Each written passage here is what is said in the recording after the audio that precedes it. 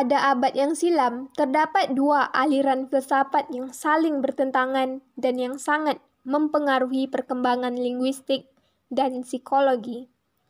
Yang pertama adalah aliran empirisme, yang erat kaitannya dengan psikologi asosiasi. Aliran empirisme melakukan kajian terhadap data empiris atau objek yang dapat diobservasi dengan cara mengobservasi unsur-unsur pembentuknya sampai yang sekecil-kecilnya.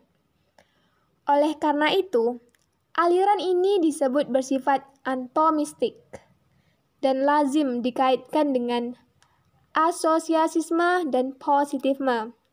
Aliran kedua dikenal dengan nama rasionalisme. Aliran ini mengkaji akal sebagai satu keseluruhan dan menyatakan bahwa faktor-faktor yang ada dalam akal inilah yang patut diteliti untuk bisa memahami perilaku manusia itu.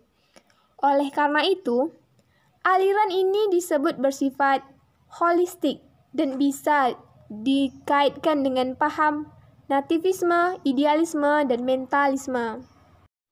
Pada awal berkembangnya, psikolinguistik bermula dari adanya pakar linguistik yang berminat pada psikologi, dan adanya pakar psikologi yang berkecimpung dalam linguistik. Dilanjutkan dengan adanya kerjasama antar pakar psikologi dan pakar linguistik. Dan kemudian muncullah pakar-pakar psikolinguistik sebagai disiplin mandiri. Dalam sejarah kajian linguistik, ada sejumlah pakar linguistik yang menaruh perhatian besar pada psikologi. Di antaranya adalah sebagai berikut. William van Humboldt. Van Humboldt merupakan pakar linguistik berkebangsaan Jerman.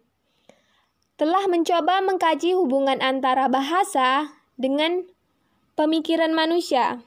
Caranya dengan membandingkan tata bahasa dari bahasa-bahasa yang berlainan dengan tabiat-tabiat bangsa-bangsa penutur bahasa itu.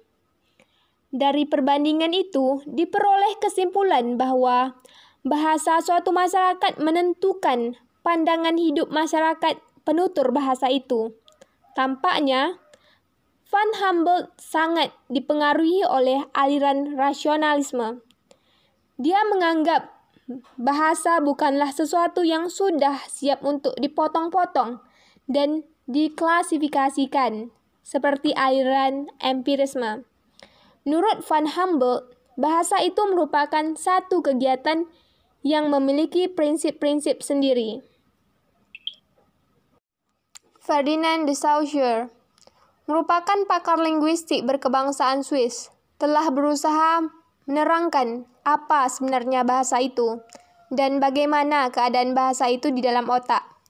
Beliau memperkenalkan 3 istilah tentang bahasa, yaitu langue, yaitu bahasa pada umumnya yang bersifat abstrak, langue, bahasa tertentu yang bersifat abstrak, dan parole, bahasa sebagai tuturan yang bersifat konkret. Dia menjelaskan, objek kaji linguistik adalah langue, sedangkan objek kaji psikologi adalah parole.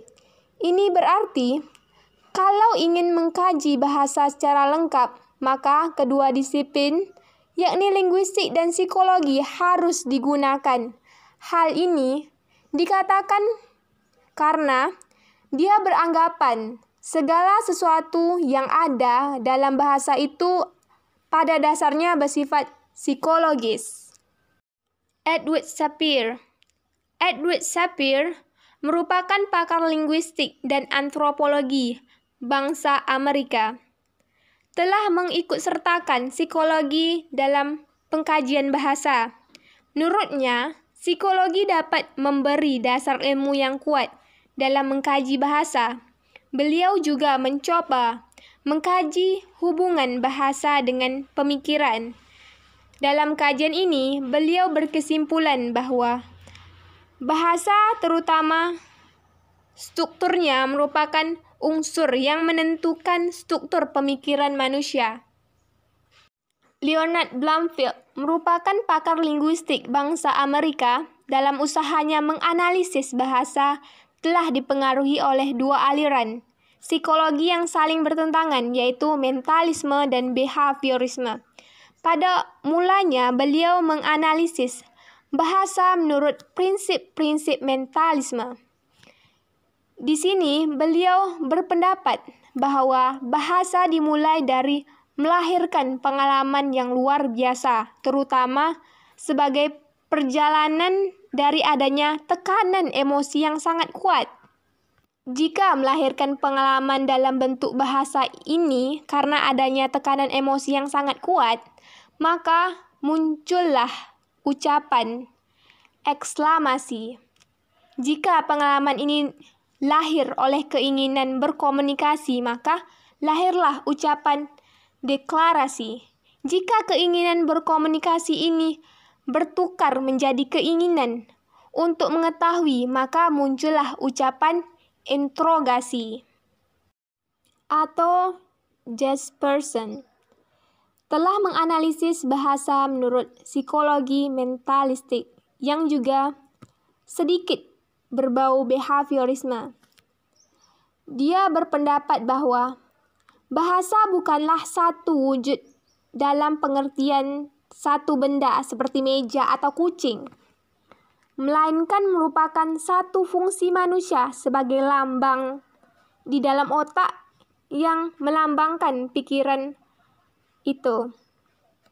Beliau juga berpendapat bahwa berkomunikasi harus dilihat dari sudut perilaku, jadi juga bersifat behavioristik.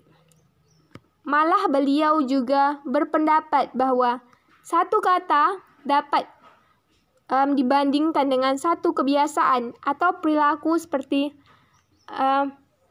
mengenakan topi, melirik, atau perbuatan lainnya.